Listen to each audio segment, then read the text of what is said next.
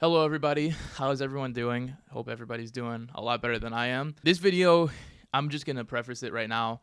I don't know how long it's gonna be. I don't really know the direction that I'm going. I just want to have a true and honest conversation with you about my definition on unconditional love, how I perceive it, how my opinion on it, and I just want to set some ground rules that what I'm about to say, even though I don't have to do this, I'm just letting you guys know I'm trying to condition us into having a thoughtful discussion. My opinion is true to me. It might not be true to you. I'm not speaking because I'm trying to be right. I'm just trying to be honest. And we could have a whole video on the real importance of being honest, especially considering the context of this video. So now that we get that I'm just speaking honestly. You can speak honestly down in the comments if anybody watches this, but I just want to put it out in the universe. Unconditional love for me is achievable, and people have their own definition of even what love is, and I feel like the people like me that really seek unconditional love almost put a condition on that in itself. I don't want to get too off track already, but just to kind of understand what I mean, I feel like we all understand that love is something that is very individually based. There isn't a definition, a set in stone, one size fits all for love, because it's all dependent on environment and individual circumstances and situations that I myself have went through and you have went through, and that is how you love somebody. Essentially, you love somebody the way that you've been taught how to love, and how you want to be loved is how you show your love to others. Like how you treat somebody, that's how you want to be treated. Essentially, obviously it's a little bit more nuanced than that, but we could establish some ground rules there that love is individually based. And being vulnerable right now, I feel like unconditional love is a worthy debate, and it is, I guess, I understand the viewpoint. I understand the contrasting opinion where people believe that there's just no way that unconditional love can be possible, because there's always something that somebody can do that could remove that love. Usually the first thing people come up is like if your girlfriend, let's say, or your boyfriend killed one of your parents, or like a sister or some, I know it sounds dark, but usually people go on the insane extreme to try to prove this point that if somebody you really loved killed another person that you loved, you probably wouldn't want to be with them anymore. You wouldn't want to love them anymore. And I get that viewpoint. Maybe I'm just off my fucking rocker. You could tell me if I am. I don't think I have a unique take on this, but I think that unconditional love is achievable because I personally have it. And it's something that I personally try to give to other people that I care about. Being vulnerable right now, just to give a little bit of context on why I might seem a little bit low. Me and my girlfriend are going through something right now. I confessed something to her that I was hiding from her. No, I didn't fucking cheat on her. I didn't do anything like that, but I did lie to her about the body count that I had. I don't even like saying it, but I've been with more people than I exposed to her. Let's just say that. A few more people I've been through, or a few more people I've been with than what she thought it was. And that is a lie. That it's a complete mistake on my part that I lied to her about it. There's a deep discussion on why I was afraid in the first place, and kind of stemming off the being afraid part is because usually people are afraid to tell people things because of that conditional factor. While I'm not like I don't want to keep playing devil's advocate for my own speech, because then I'm never going to get the point across. Guys, you have to understand and read between the lines that I am not saying that me lying to her is completely okay. It is wrong. I am completely acknowledging that. The reaction that I received, while it was expected, is it something that I want? Is it something that I really need? Is it something that anybody would want or need? Because after I told her, after I confess to, it's something that maybe people don't really see that it's that big a deal. I was sobbing crying when I told her, and I expected the reaction I got. We spoke for maybe 2 minutes after that. She asked me a few questions, and then she told me to leave.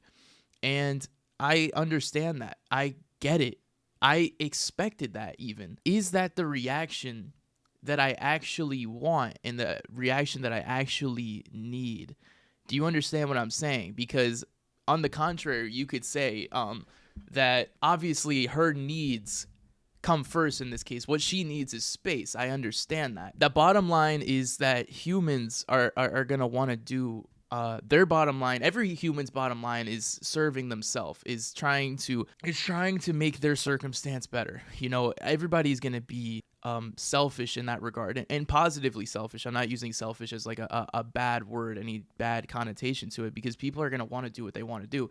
People are going to obviously put their wants and needs above yours. And that's the bottom line with humans. I understand that too. I think there's an argument that when you're in a relationship with somebody else, at just being a human, there is a double bottom line. I just don't know how you could just completely disregard what the other person really needs. Do you think that I really needed that? Maybe I did need the space, but I think what I really want is to make a mistake and not feel like that's it, and not feel like I don't feel like supported or safe in that regard, because then every relationship we have is just a ticking time bomb. I'm gonna make another mistake. I could promise her right now, and to you, I'm never gonna lie to her again. That was the only thing. I told her that I never lied, and then I lied to her about that, because I really never lie. But I was so nervous about that, and I'm so scared of that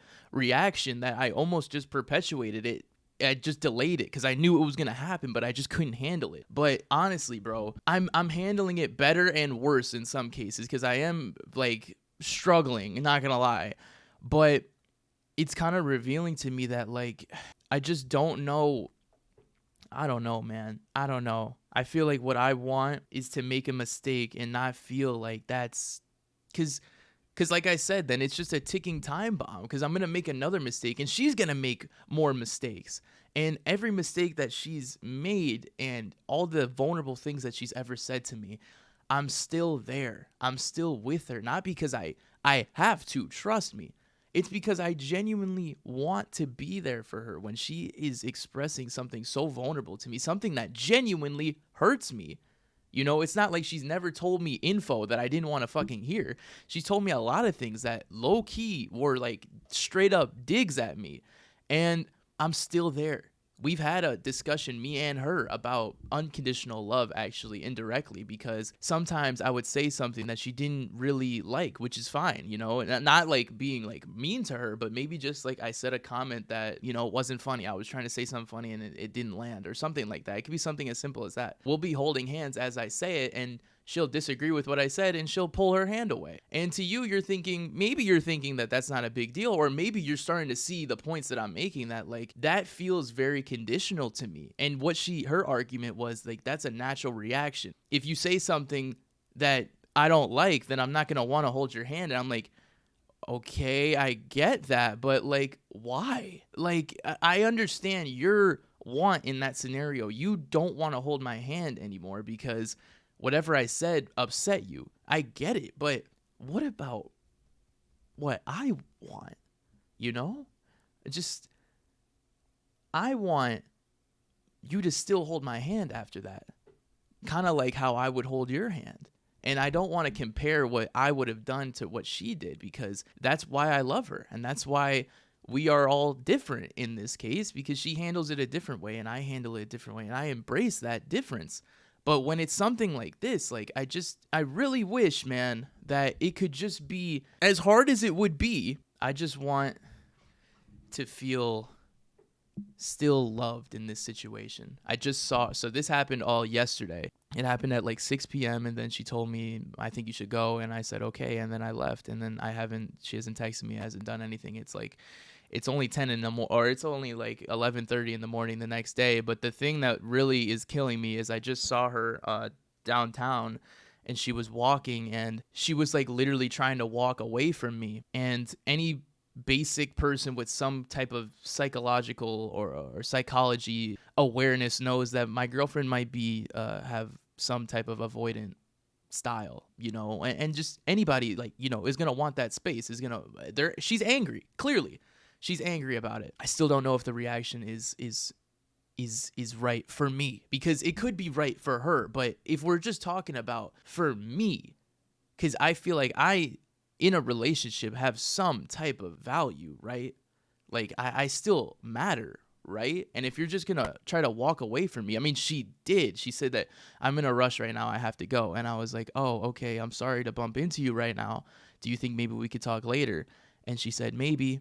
I have to go. And then she just walked away from me. If that doesn't sound like some movie shit, like it literally is just like playing out like a movie to me. She's just doing exactly what I thought she would do. And that is honestly what is hurting me, because I don't want that.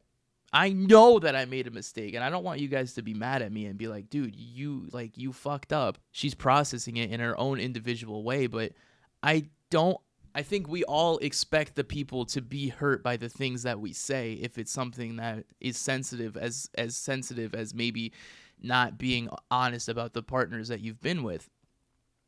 But I think it's worth a discussion at the very least. Do you think that the expectation of having somebody react in this way, pushing you away, disregarding you in every sense, walking away from you, asking you to leave their place, not communicating with you, just completely just treating you like a fucking stranger, do you think that that is okay, considering the mistake that you made? Is that do you think that that's what you want? Does anybody want that? Leave the expectation of, you probably expect that person to act in this way. Is that still okay? Would you say that you still want them to treat you in this way? Would you still want them to treat you like a stranger? I honestly, maybe my head is just so wrapped up and I'm a complete wreck, but I don't know how somebody would want that. I know for damn sure my girlfriend doesn't want that, because she's expressed that to me. I know what she wants. She has avoidant tendencies, but she really does want somebody to be there for her when she messes up. She wants somebody to be there for her when she makes a mistake. And she's made mistakes. She's made plenty. There's been situations and instances where she's made legitimate mistakes that have been like boundaries for me, that I feel like that we've both acknowledged she stepped over the line, and I've still welcomed her into my home.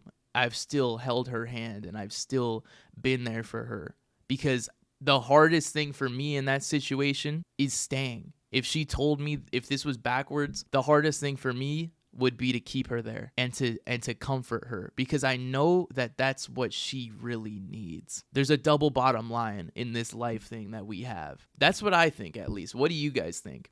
I think that the bottom line is, Michael's got to do what Michael's got to do. Michael has wants and needs, and I need to satisfy them. But especially in a relationship, I feel like there's a double bottom line, and I need to take into account what my girlfriend needs and wants, and we're able to meet somewhere in the middle. Maybe the middle isn't 50-50, but I'm able to meet with her someplace, because I understand that she is a human too, and she's a person.